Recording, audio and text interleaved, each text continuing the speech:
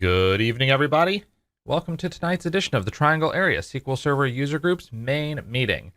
Tonight, we have the pleasure of hosting Taiob Ali, who's going to talk to us about performance troubleshooting using SQL Server Management Studio. You may remember him from the last time he was here, and we are pleased to welcome him back once more. So please take it away. Thank you, Kevin. Thank you, Mala, for giving me the opportunity, so I don't take this lightly. So I'm just going to go straight into the topic. Of course, I can see you, those who are watching live. Thank you for joining. Before I start, all these materials are in my GitHub repo. I'll send the link to Kevin and Mala later on, and they can share with the group. So you do not need to, worry about the materials. And before I dive into this talk, it's almost 95% is a demo. There are a few slides, and I put these slides for a reason. So I'll share with you. I'm not going to read my bio, but just keep a note of my contact on the left side. If you just remember SQL Worldwide, you should be able to easily find me. So if you have any questions, comments later on, after we are done, of course, you can definitely put your questions. Kevin is watching the chat. But if you think of anything later on or any feedback, please feel free use any of these four. I do monitor all four. I'm definitely going to get back to you in a day or two. And so this is a quote. As you see, I put a URL here from a blog by Microsoft employee, and I don't expect you to read this, but there's a section that that highlighted that at some point they had a plan to they said the show plan should be the one-stop shop for the query performance analysis and troubleshooting. Of course, things sometimes get a lot of attention at Microsoft by different product team, and then for the right reasons, sometimes then other things take over. Like recently, you will hear a lot of talk about building stuff on top of query store, right? Or all the intelligent query processing, adaptive query processing. But even I was looking at a video on the data exposed by Pedro Lopez, who left Microsoft a few days ago, about 2022, some of the IQP feature, and it's not under NDA or anything. There also he was showing a couple of things that got exposed in the management studio. So tonight's talk is really not teaching you about how to do performance tuning, how to rewrite your query. That's not the goal. The goal is if you are doing any kind of performance troubleshooting or any query tuning, I'm sure you're looking at execution plan. And I do not think so in this group there's anybody who doesn't know what is execution plan. But in case if you do not know, probably will be a little bit harder for you to follow this talk, but I'm sure you still get something. And if you are new to execution plan, the one book I can recommend you is written by Grant Fritchie, who works for Redgate, who is also a long time SQL Server data platform MVP. Actually, that book is sponsored by Redgate, and you can legally download the PDF edition. It's over 800 page. I think he's rewriting some of the chapters I saw recently. So download that book. That can go from very basic to some deep dive on. And there are other community members. They have blogged. They also have paid courses to how to read execution plan. Because if you are not reading execution plan, I do not see how people can do performance troubleshooting when with the TSQL queries.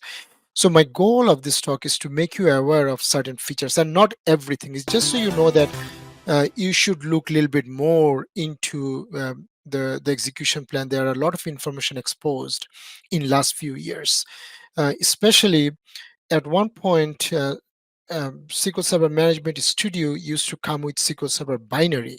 If you have been using SQL Server for a while, you must be knowing that. And that was a pain, right? I even had to write docs for our help desk, how to just only install Management Studio. So in 2016, they uncoupled it because they wanted to do development a lot faster. And now, as you see, every month or 2 months, there is a new minor version, and pretty much every year or year and a half, there is a major version coming out, right? And of course, now it's coupled with Azure Data Studio, and the community was not happy. It was getting automatically installed. So, that's a different story. And now you have a command line that you can not install Azure Data Studio. So again, I'm going to reiterate. So my goal is to make you aware that you should look a little bit further. And some of this stuff that I'm going to show you in the execution plan, staying within the management studio, you can get those in outside. No, if you don't want the easy way, you can go and set up a trace, extended event trace. If you're still using old profiler trace, you can go and do that. But uh, the point of this track, you do not need to do all those, right? Because there's more information now getting exposed into the execution plan. And even you don't have to go to the XML and try to search this. You can just right click and look at properties in the graphical execution plan. I know many of us use the SQL Sentry, which is now part of SolarWinds. They also have a nice product, but I'm not talking about that tonight. So oftentimes when I give this talk, people will tell me, okay, so this one came out, this feature was added in 2017 SP3. I still have 2012, 2014. Can I use it? And I'm not that smart. I'll be honest with you. I used to drive big ships before coming to this profession, so I'm not very sharp dude. I know that. So and I can remember all this, and I don't normally. I try not to remember stuff. I only remember like 4 or 5 telephone numbers. Other than that, I have to look up. So I do not know the answers, right? So I went through all the documentation and I created this 3 slides. So anything I show you, this can go back to up to these versions that they backported. Now you might be wondering that why on the right side where I said new SSMS required, why I didn't put a version number, right? Because I have a very strong opinion that you should always be using the latest one. That's why I didn't put it purposely. I till now, I gave this talk in many places, and I haven't heard from anyone. I also didn't see anything in the in the online forums in social medias that why people need an older version of SSMS, right? If you have a reason, then you can also keep two side by side, right? And so my strong opinion is that you should always use the latest and greatest SSMS. That's why I didn't put a version there. So I have 3 slides. I'm not going to read this. This is just for your reference. So if you ask me, how early I can go back, I'm going to refer you to these slides. Some of these I didn't fill up. I think there can be 2 reasons. Um, Either I didn't get time, or they haven't been backported to an older version whenever they release. But I should at least put where this the release. So I'll fill this up. Uh, and then a couple of common questions that I get, and this slide I didn't had when I first gave this talk couple of years ago. Over a period of time, I get some of the questions. Like I said, command line installation can exclude Azure Data Studio. People ask me, right, is SSMS is going to get deprecated, or is it losing its value because now Azure Data Studio? And the best thing you can do is go to Microsoft documentation, read the feature comparison difference, right? I mean, both tools are pretty good. They have their own use. I know some of this stuff now you can do on both, so it's a matter of choice. But there are a bunch of stuff you can do better in Management Studio. There are a bunch of things you can do better in Data Studio. Solution Explorer is deprecated. I don't know about why they are doing it and what's the ultimate goal. It just said don't use it, but I use it today. I'm going to use it because I still bundle my all the queries, and I create projects and all that. I mean solutions. SQL Server PowerShell module is a separate installation through PowerShell Gallery. So at some point it used to come with SSMS, it doesn't anymore. And some of the stuff in Azure, if you are in a hybrid, like I think many of us, that we still have servers in on-premises and we are also connecting to Azure, right? Either Azure SQL Database, Managed Instance, or Synapse and whatnot. There are some kind of authentication doesn't work even if you have an older SSMS. I gave one example here, starting December 2021. You need SSMS that version for authentication with MFA, multi-factor authentication. So just be aware. So that's another reason that you should always use the latest Management Studio.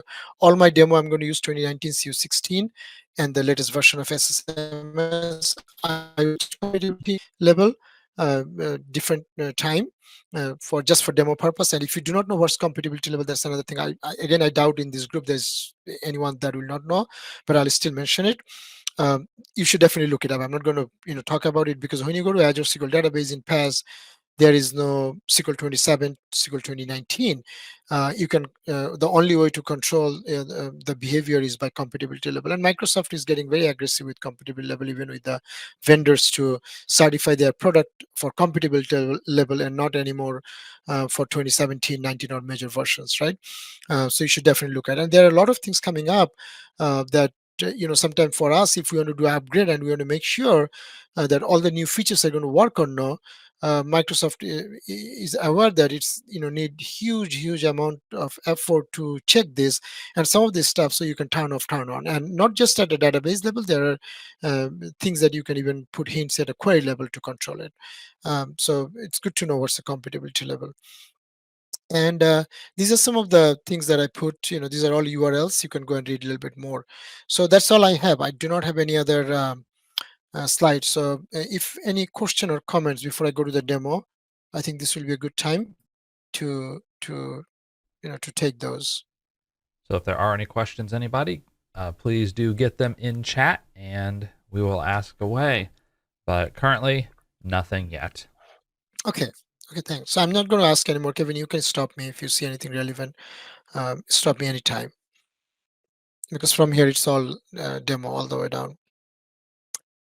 So the first script, and this is really, I'm not going to read, but in case, I know many of us doesn't read release notes, but if you're interested, so I took the like major points that can be interesting to a data platform professionals. I put those here. So that's the whole purpose of this.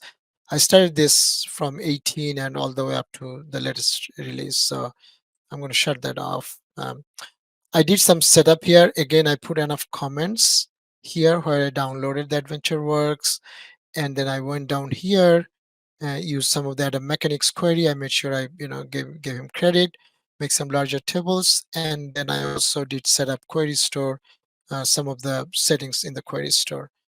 Interestingly, these two uh, give you a warning, and I have no idea why. I've seen that some people even ask this question in some online forums, and I have no idea. They are correct syntax, and this runs successfully. I just ran this before all of you came online just to save some time.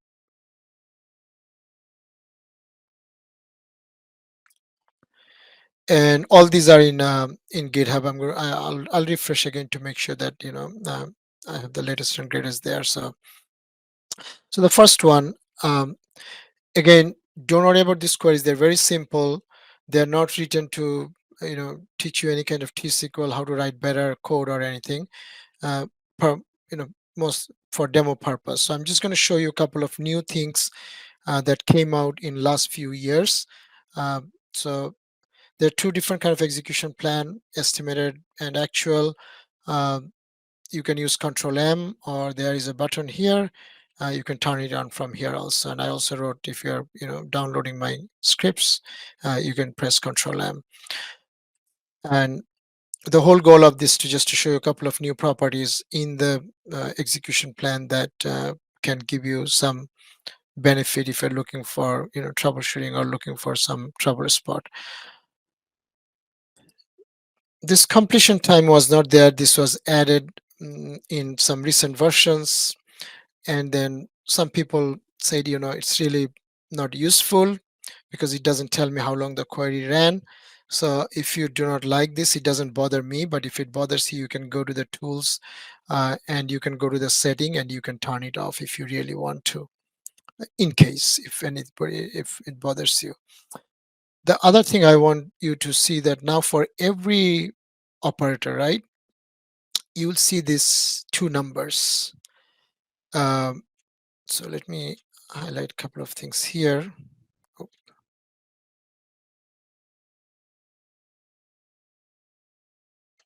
this is the estimated number of rows and actual number of rows, right?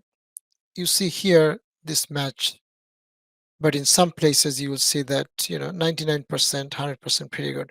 If you see a huge difference, which you will see in some of the examples, that should give you a clear indication that you might have some problem. Now, do not expect this to be 100% every time, right? Because I have a talk called think like a cardinality estimator. Um, um, Even if you update your statistics with 100% in histogram, you only have 200 steps, right? And there are some operators, it really even doesn't go to histogram. These are hard-coded numbers when you use like statements greater than, equal to, less than. So you will have a difference, right? Very you know not all the time you're going to get, both numbers are same, but just without looking at this, and you can look at these numbers even from here. If you look at this, you can go to properties and you will see the same thing, but without doing anything you can see it here. The other thing you can see is the actual time elapsed, right? How much time this operator took, as you can see here, is 0.055 second.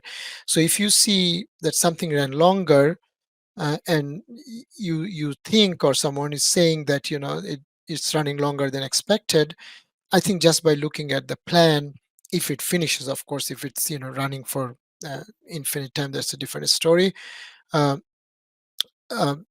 you should give you some indication, right, that what's happening here. uh, Other good thing is, and again, as I said, right, if you remember, we used to say, set query statistics IO on and set query statistics time on, right? You can get some of this info. So right now you do not have to do those anymore. If you see here, you automatically get your CPU time and elapsed time. And this brings me to another talking point, that if my CPU time is 2722 millisecond, why the elapsed time is 6553? So why did the other time go, right? um, this was a real pain in older versions to get the weight stats per query, right? There are DMVs that collect it at an instance level, and then it get wiped out since, when you restart, right? Um, and but getting it for a single query execution was not easy. I did this before with trace. We'll set up a machine, we'll get the query ID, or we'll get a login that only one person going to use it, we'll filter, and we'll collect some of those. But now, without doing anything, just for this one query, you can go through and see all the word types and how long these word types are. Some of these numbers you might think that, why it's so high, because it went parallel, right? And this also filter out some of the word types that you really cannot do anything. Other thing is exposed right now here without doing anything, especially if you have query that's being generated from the application that you have no idea, from a third-party software. Was there a trace flag in play, right? And the trace flag also give you a scope. Was it a session scope, or was it at a server level? And is compile time true, means this is, did this trace flag played any role in compilation of this query, of this plan? Yes. If it's not, it will tell you right here. Other good part, other some of the information is exposed. If you look at this, it's a cluster index scanning, it went parallel, right? And if we right click, we go to the properties, you can see the total number of rows, of course, but then you can see it per thread, right? And sometime we wonder, right, if a query go parallel, in parallel, a lot of time you will see people talk about CX packet, and now there is a new word type which I'll talk about, is a CX consumer. And people wonder, why I'm getting CX packet word type, and there's a lot of wrong information, there's a lot of misconception. People say just reduce your maximum degree of parallelism without looking at cost threshold of and there are other advice, I'm not going to get there. But my point is, now you can see per thread, right? That was there a uneven distribution between the threads, and if it is, how much it was off, right? So you can see that. You can also see actual IO statistics. So you really do not have to turn on statistics IO on. You can see all kind of IO stats right from here. Your logical read and per thread, which is pretty cool. So all these are exposed here. And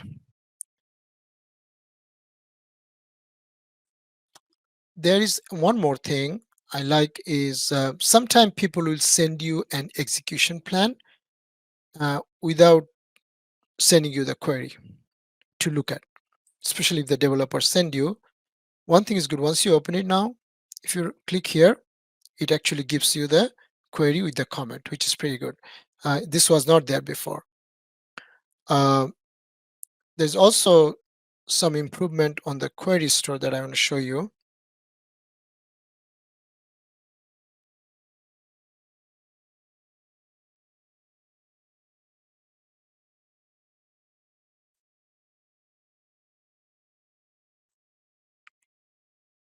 this is pretty nice because query store takes space, right? And you have to make a choice at some point how much space you want to give it and how many plan, like you can now choose per query how many plans you want to retain, right? I think 200 is too much in my view. I'm not going to go back and look at 200 query plans. And also now you have a custom capture policy. There are a couple of blocks. Microsoft also has documentation. I'm not going to go into details. I just want you to make aware that that you can look at this. It is there. Another thing, I do not have a nested loop join here, but I'm going to show you a feature here.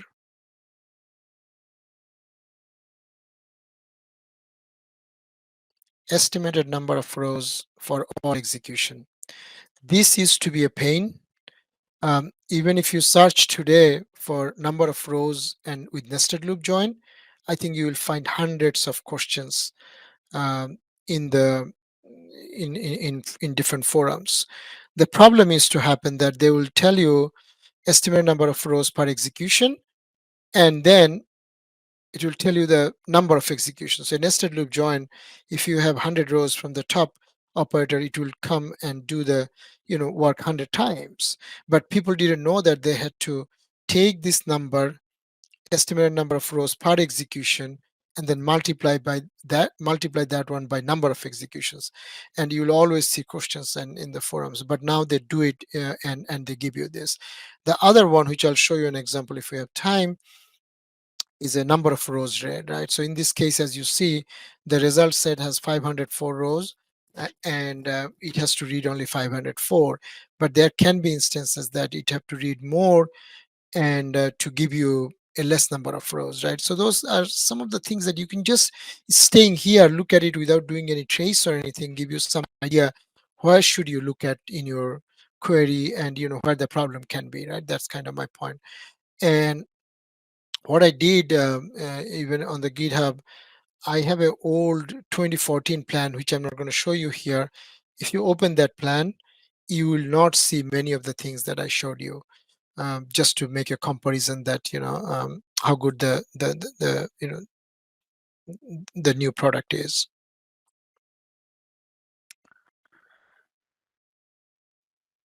Okay, so we touched on CX packet a little bit, and I just picked a few examples. Again, I'm not going to, I won't be able to talk about everything, and I picked a few just to make that point. Again, I'm just reiterating. So I'm just going to change the max drop here to 0 for demo purpose. And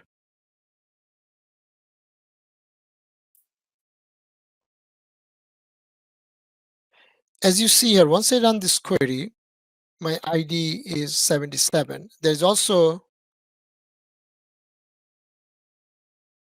a DMV now that you can run with your query ID. It will only give you wait type for that session ID. So not the query, the session ID. And turn on the plan. So let it run. If we come here, so you're seeing the wait type just from that query. And the CX consumer is a new wait type. Before, this used to be rolled into CX packet. And people could not separate the wait type for the control thread and by the worker threads, right? So this was separated, and you can read about this. But my point is, here you see the 9 wait types, and as I was telling you, you will also see the wait types here, and you see there's only 6. So the point I was trying to prove is Microsoft did a good job. So out of those 9, they did not put 3 here because they think that those 3 are not actionable. So just by staying here without doing anything, you can go through these wait types, look at the top one, and work through from there. Now I told you that CX consumer, wait type, most of the time we really cannot do anything. It's just the nature, the way the parallelism work. But Eric Darling, when he worked for Brent Ozer a few years ago, he wrote a blog post, and he had a edge case that shows that CX consumer wait type also can be brutal, can be bad. So just be aware. So I, when I was preparing this talk, and I was reading about it, I stumbled into this. So I just put a link here. So go and read that, if you're interested. So I'm going to change that back to here. So the reason I showed you this is that if you are getting your word types here, you will see some word types that are not useful, or not, I shouldn't say useful, that you cannot troubleshoot. So you better, from here, if you look at the properties of the of the last node, you should get some word types that are actionable for you.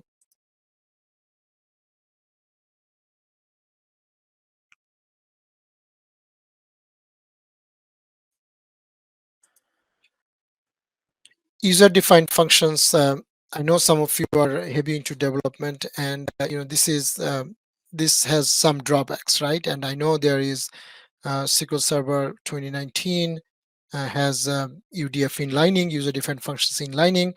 Also, there are a lot of conditions that your user-defined functions can be inlined or not. But that's, again, I'm not going to get there. This was always a challenge for DBAs, or operations engineers, that people will often come and say, this is running longer, and you just tell them, hey, this is because you have a functions, and functions, it is operating on each row over and over. But how do you prove them, right?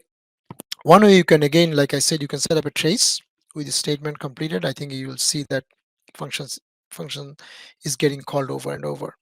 But again, my point is, how can I do it without setting up those things, right? So it's again, like, don't worry about this. This is a simple function I'm creating just for demo purpose.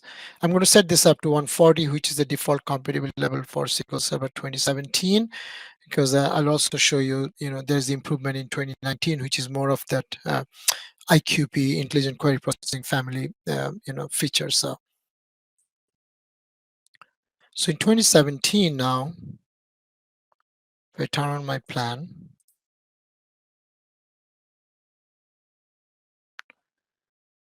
if I'm just looking at that execution plan, I have no idea what this function did, right? How many times it ran, right?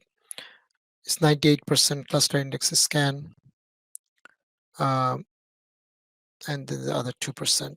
The numbers all look good. Estimated number, actual numbers, 100% look good. Now, when you look at the code, you see that, there's a function was called. I was really excited with this when I first time saw this. So if you go to query time stats, total CPU, function took almost 2/3 of that, right? And this was not exposed before in this way. Like I said, you could set up trace or other ways to prove that. Now you do not have to do that. In 2019, the default compute level is 150. And again, UDF inlining is a big topic. Go read in books online. Not every function is going to get inlined. But how do I know that this function got inlined or not? There's two ways.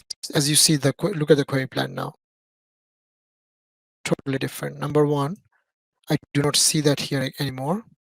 And as you can see, just by inlining, it improved by almost 35 to 40%, right? Or probably about 30%. But there's another thing here is exposed.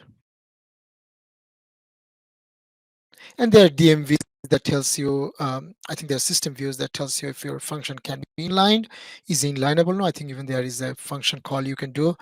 But here you can see that it's true, means yes, my function got inlined. I mean, we can obviously see it from here, but this is the new operator that was exposed here.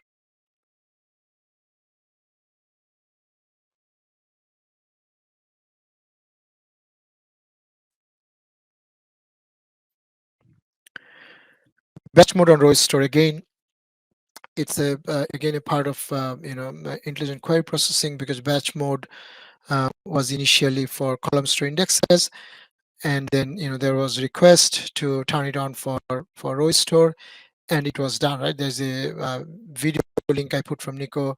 I think he made this video before he joined Microsoft. Now he works on the managed instance product team. So this is a nice video to talk about that feature. Now, what's batch mode? And again, I wrote a couple of things, but this is really for big tables, right? And you can read more about that. There are many documentations. But what I want to show you is, if I'm going to call just a count big on a table, on a big table, and this is acting in 2017. And again, don't do this. I'm just doing this for demo purpose. I'm going to change this to 2017. And if we turn on the plan now, so now it won't be able to use batch mode on row store because it was not available in 2017. And if we come here, we look at the query time stats, it's 9334 CPU time. And if we do the same now for 150,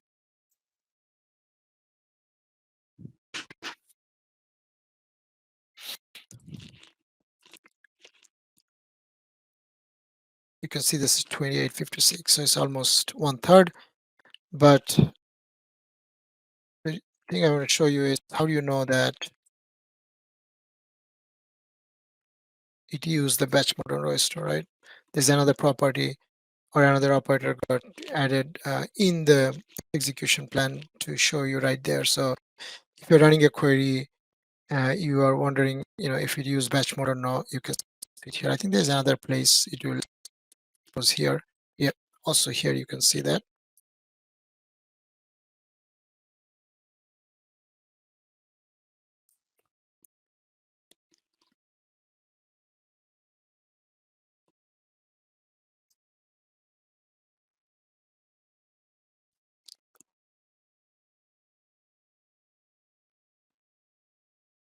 All the stuff that I'm going to show you in this uh, demo, you can get it from many different ways. Like I said, you can look at histogram. There are other TSQL you can write. But again, the goal is, can I just look at it in the execution plan without doing anything? So I'm just going to set this up here and then create a start procedure for demo. And I'm going to start the demo here. So I'm going to call that start procedure here that I created on the top. Now, here you see a discrepancy, right? Of course, I did that purposely, right? And if we look at the tooltips, my actual number is 100, whereas my estimated number is 19,773. So of course, there's something wrong with my index or my stats, right? Now, I can go and see what it used. Of course, you can see it from here, and write some TSQL, go and look at it. But you do not need to go anywhere.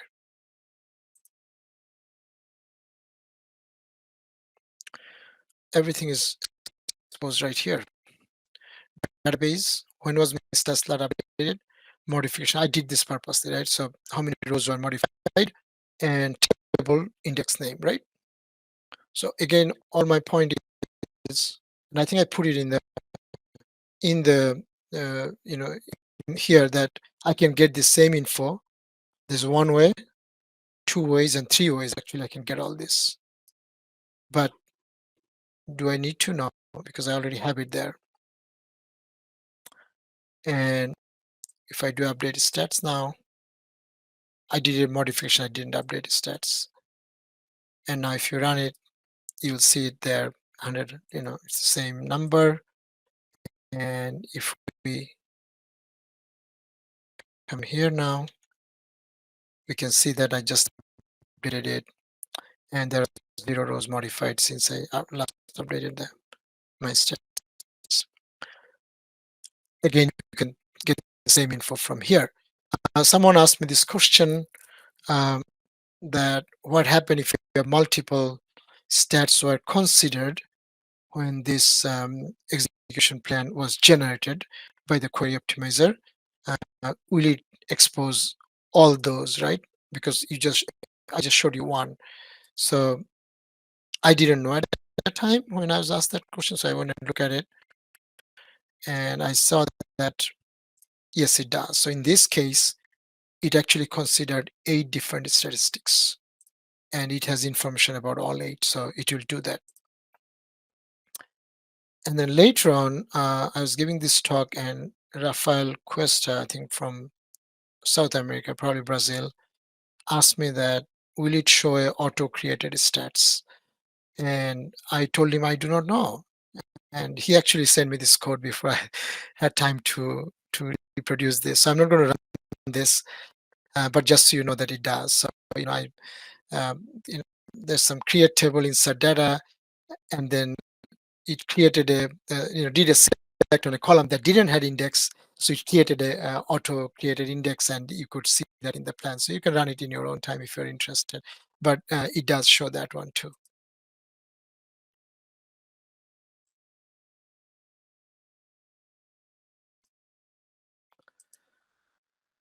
So residual predicate, again big topic, right? What is residual predicate? I'll show you an example. How do you solve it? How with your index strategy, or rewrite your query. But again, those are not my goal. I'm just going to show you how you can identify it quickly, that that what your problem is. So I dropped index and recreated another one, and we're just going to run this, turn on the plan,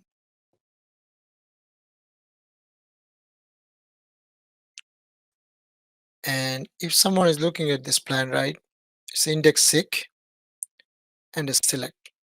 Looks pretty good. But if you look at here now, you see a problem, right? Our actual number is 32, estimated number is 330. And this is a tiny table, not a big deal, but if you magnify this in millions, right, what's going to happen? And some of this has huge implication, right, on memory grant, whether it should go parallel or run serial, and a bunch of other things, right? What kind of join it choose, physical join, and all that. So this is I was showing you before. See that this one read 920 rows, but the result set only had 32 rows, right? And if you look at a bit more careful, you have a thick predicate, then you have another predicate. I wish they renamed this as a residual predicate. And the problem here is I have 2 filters, and I do not have index on these 2 columns together. That's the problem. So if you run this using a query trace with a 9130, you can actually see this. There is a second filter. Without this, you don't see it even in the execution plan as you're looking at the properties. And of course, like I said, I'm not trying to teach you how to solve these problems, but this thing is simple enough. I'm sure most of you already figured out. Create the right index. Now we do this,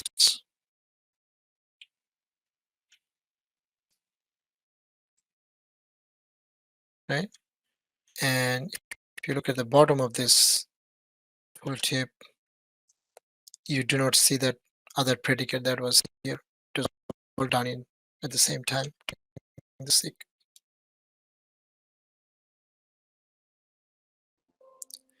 Kevin, I'm assuming no question or any comments from anyone? There is a question, and that Sure, go is ahead. when you were looking at the multiple stats. So when you see the multiple stats that it looked at, can you tell which one it used? You wouldn't be able to. So SQL Server during execution, SQL Server does not use any stats, right? Stats are being considered during preparing the execution plan. So it probably looked at all of those, right? And probably for different operator for different ones, right?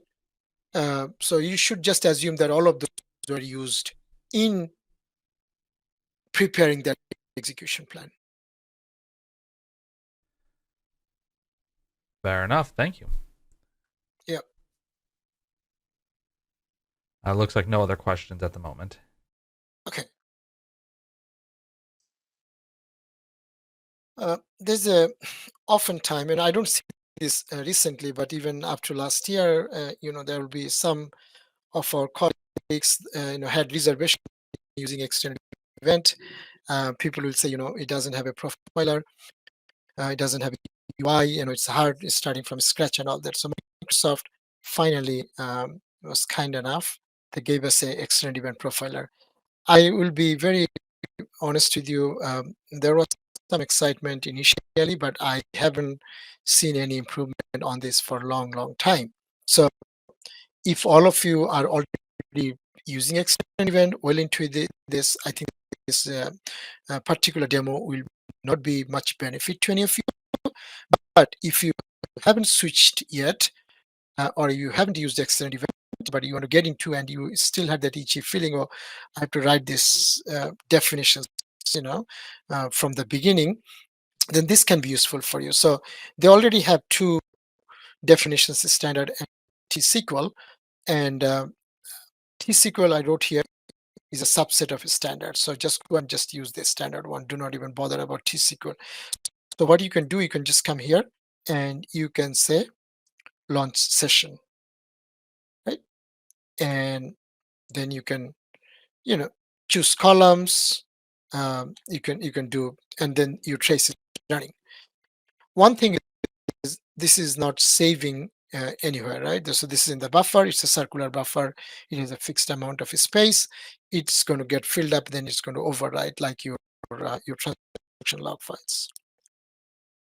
But your transaction log, you do backup here. You're not going to do that. So I'm going to turn this off. So if you're new to this, what you can do, as soon as you turn this on, what it does here, it does create a session for you. So you can come here, script this, and this gives you a starting point, right? At least you do not have to start from scratch. So actually, I already had one. I overrode that one. That's why this is the exact definition.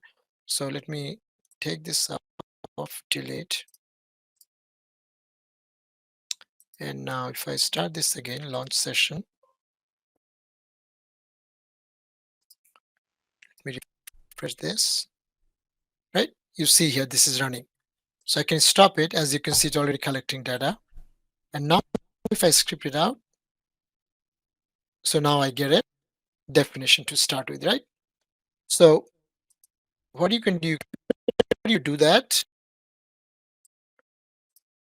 I modify that, right? So you can say drop, and then you can create. So here I added a new destination. Now I'm going to save it. So later on I can open it, load it in a SQL Server table, in a database, and then I can do some query, do my aggregation and all that. And you can do more, right? So that's just a starting point. You can add more error. I also, here what I did, I added a duration, right? So I said, anything less than 10 milliseconds, I do not need to capture. So again, the point is, if you are new to this, start from here. There is two definitions here. Start this, it will create a session here. You can script it out, and that gives you some idea how this code is written, and you can add, delete, and modify, and then use whatever you need. And I'm sure if you go online today, there are many definitions that people wrote. I forget, someone actually had, I think Derek Hammer, who's in Connecticut, had bunch of very cool definitions for extended event sessions that he published. He doesn't blog that frequently anymore, but if you search his blog, you will see those. They're very nice ones that are very useful. But just from the SSMS, you can get going with this one. Number 9, I ran this before because I wanted to save some time. I didn't want to bore you with. So the whole goal of this one, again, not teaching you how to rewrite, just to show you an example. So it's just a simple select statement. As you can see, this one took 22 seconds. It has a sort, and we also have a warning. And the warning is telling us that we were granted only 1 megabyte of memory, and due to that, what happens? Sorry, we had about 2,453 pages spilled to temp DB. And why we had the spill? Why we did not get memory? Hey, Or who Tayob, did not there get is memory? a question in chat, and also there's a little bit of lag. If you could turn off your camera, that might help with the Sure, connection. I'll do that. Okay, Sure, give me and a minute. in the meantime, can you see the date that stats were updated in the view that you showed? Mala wasn't able to see it clearly. Yeah, it is. I'll go back there. Let me turn off my camera. Okay, camera is off right now. And optimizer stats use. Don't think so. I have to rerun this. Let me just run one of these.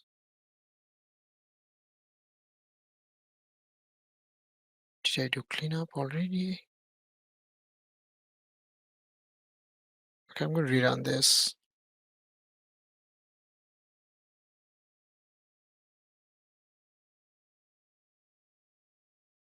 Oh, I didn't have the right database context. Now I know.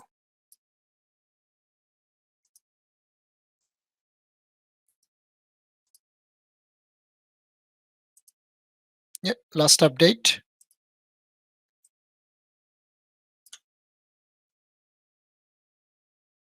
Mala, was that the question you had? Yeah, I believe so. So thank you. Okay. Okay. Is the lag any better now? Much better now.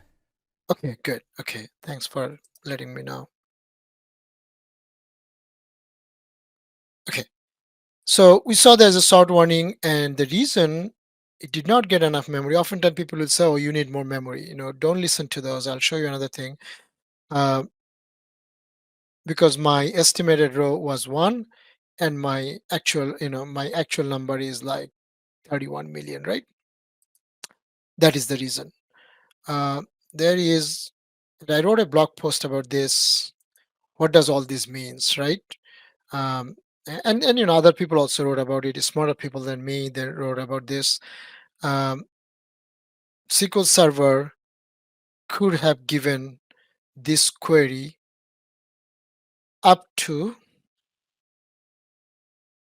this much of memory if it did ask for it. It did not, right? The desired memory was only 544, and it gave it 1024. So don't let people just tell you, oh, just add more memory, because the problem is here. Now we can see this sort warning. We can see here the difference between estimated and the actual number of rows. We can see that, yes, I do not have a problem with my memory. So then what I did, I rewrote this query. And again, I'm not going to go through. That's not the purpose. Again, looking at the execution plan here, I still have a sort warning. but much better, right? As you can see, I got a little bit more memory.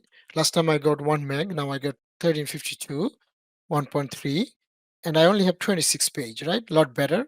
And because of that, this one ran for 22 seconds, and now this one ran in 16 seconds. I still have a problem. Look at here. I have 9.3 million versus 31 million, right? But a lot better than one. That's why now I got more memory because my estimated number of records were high than the previous one. And finally, I rewrote this one again. And you can see here, it ran it in 2 seconds. Of course, I'm rebuilding the index beforehand on the table. So, if it's just a one time run, maybe this is not the best way, but if you are going to call this over and over, this is probably a better way to solve it. And as you can see here, this is pretty close, 30 and 31 million. And the memory grant here, if you see now, is a lot less because we got rid of the sort. So you really don't need, that memory that you needed before. Uh, Another thing that I want to show you, and again, I'm not seeing much work being done by Microsoft on this, is analyze actual execution plan. So you can right click on any plan and come to this window. And it shows you a couple of things, right? Your actual number, your estimated number. And then it also actually tell you here that your estimated difference, difference in the numbers. It gives you an URL where you can, takes you to a page to read more about the stats, and also talks into more detail. So all these you can do from the Management Studio. Um, at one point there was talk that they're going to add more and more into the analysis in this window. I'm not seeing much work being done.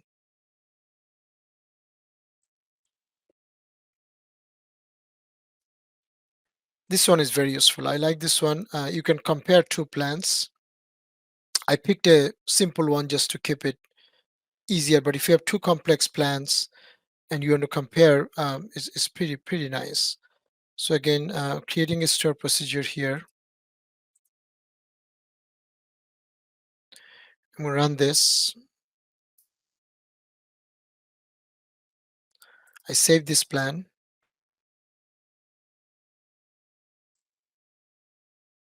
I already saved it before I was testing, but I'm going to override that just to make sure.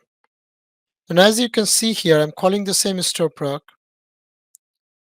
with a different value, right? This was June 15, 2014. I'm now calling it March 28, 2012.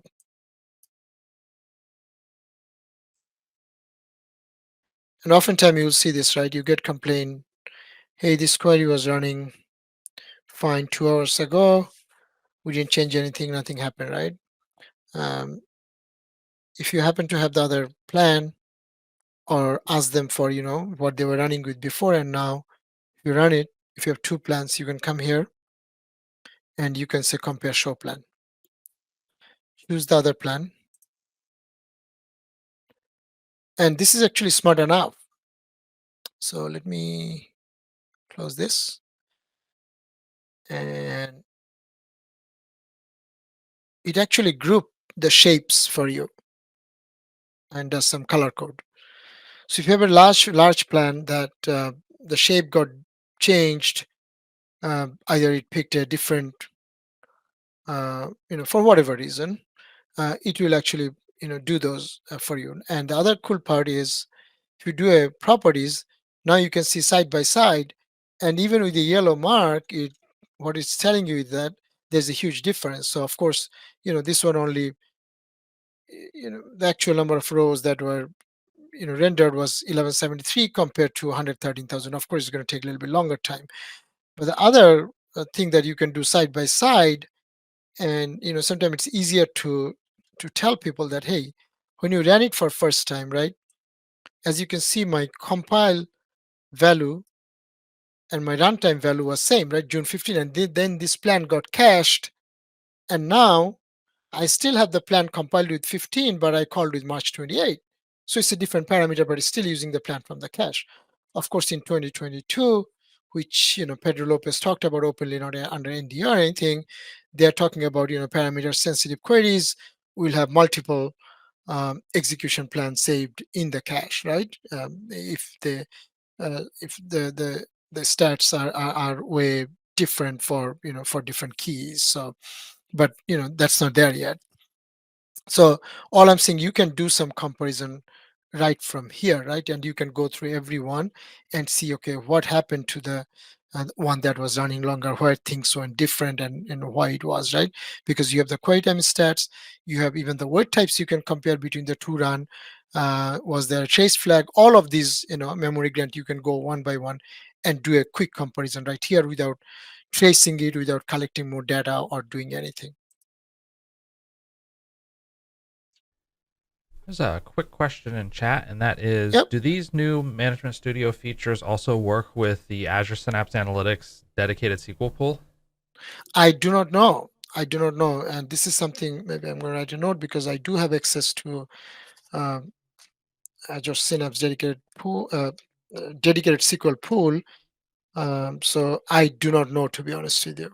I haven't tested any of All this right. with yeah, No but worries. No worries. I'd yeah, say to the person asking a question, give it a yeah, try. but yeah, no, it's a good question, Oh, because definitely. I do have access to it, so I can definitely do some work before I present it next time. Uh,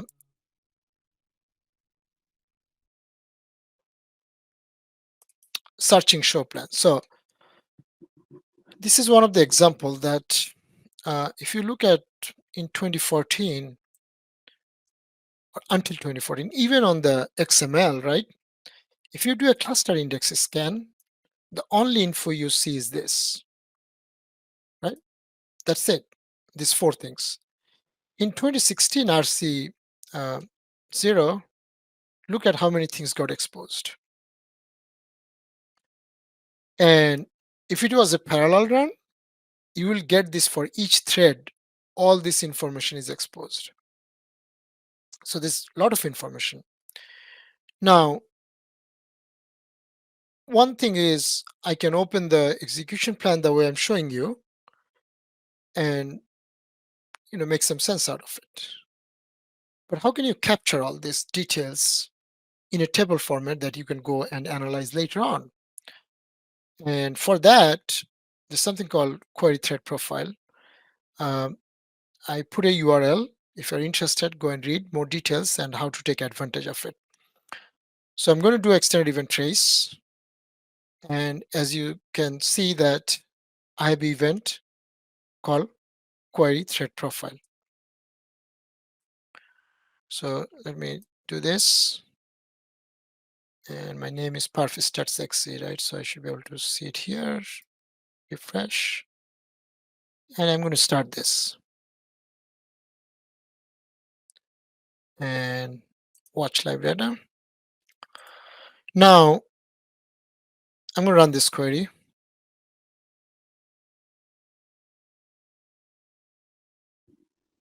It should take a little bit time to run this.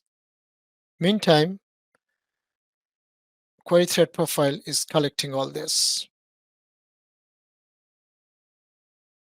Let me stop this. Now, if you're looking at a plan like this, right, huge, how do where do you start, right? How do you know what I'm looking for? Some people will say, look at the fat line, look at, like at a mechanic, he doesn't speak out SQL Server, he doesn't work with SQL Server anymore. He used to have a famous talk in YouTube. I think he gave in SQL Beats many years ago. Top 5 things that can solve 95% of your problems, something like that. I'm not saying the exact title. So people will look at those things. But is there like a, like a better way to look at it, right? So now if I come here, you look at the top, right? All these properties are there: estimated rows, actual writes rows. So I can see all this information here. So take an example, estimated rows, right? Let's sort this. So I can see just pick one. It's like 19,972. I want to know which operator has the estimated rows of 19,972. And if you want to go by CPU, actual rows, whatever you want, you can just come here. Like everybody knows Control F, right? It works in Word doc, website, anything. I can go down here. I can go to estimated rows rate, estimate rows. And I think I wanted to look at 1972.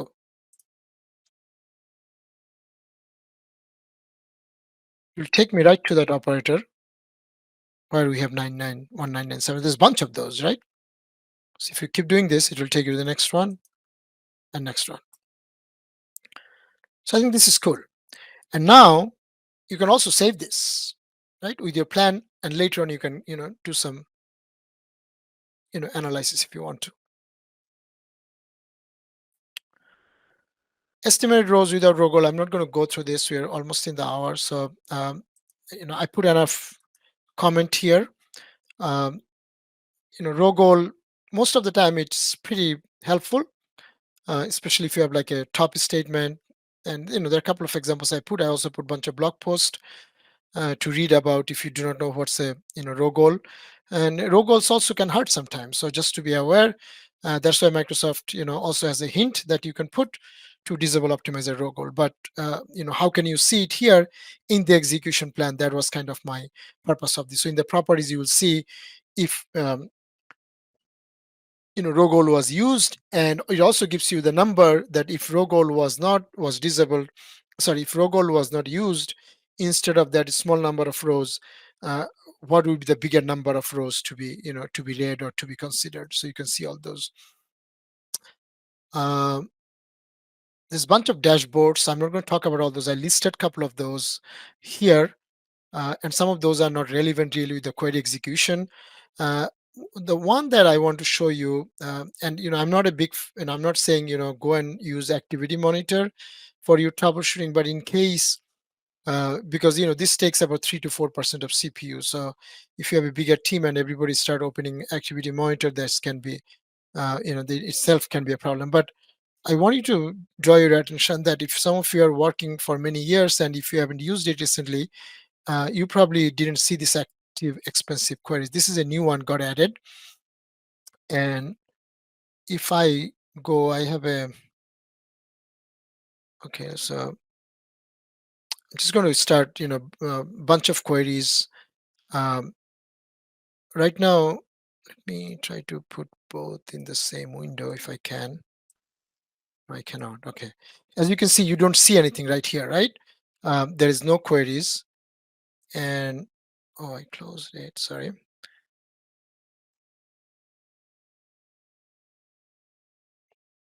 Now, if I start this, you can see those. So it just went and just doing a bunch of work, works, and it will show up, right? So if someone say it's slow, or whatever they complain, right? This probably, I'm not, this is your to go thing for troubleshooting, but you see what are the queries, what they're against, what the session ID, right? And then you can go from there, and start looking at it. So now if I kill those, you will see that pretty soon they will go away. So if you haven't used this, it is there. And of course, some of the other windows are there for many years. Yeah, so that's all I have. And I'm going to go back to slides. Yeah, these are my contacts again. If you have any question, comments, again, send it my way. And thank you. So I'll hang out. Like Mala said, you folks are pretty nice. Mala said, that you'll ask me questions, comments. And I said, I will stay as long as the last person is here. All right. Thank you so much. getting nice jobs in chat. There is a request for the script, so we'll try to. Yeah, let me. Can I? Oh, I can put it in this chat, and you'll be able to put in the other chat or no? That'll work. Yes. Okay, hold on. Just give me a minute. And chat Mala did say good things about you, so ask questions, ask away.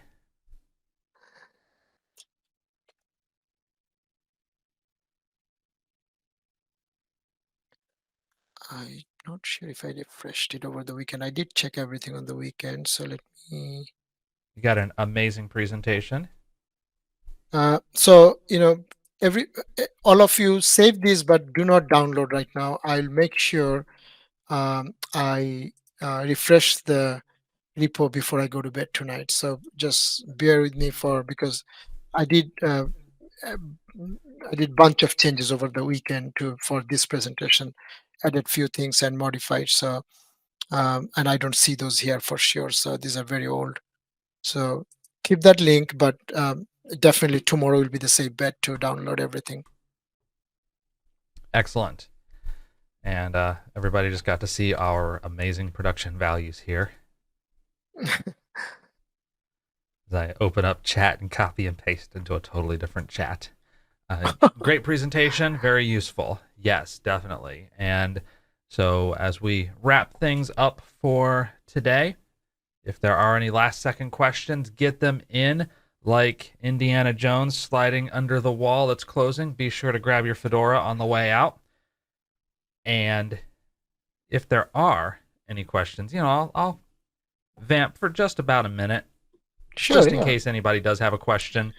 Of course, if you have a question and you don't have time to type it in, just say, hey, I have a question real fast, and then I'll continue vamping until you type your question. But don't do that to troll me and be here for like 15 minutes just sitting there waiting for me. That would be awkward.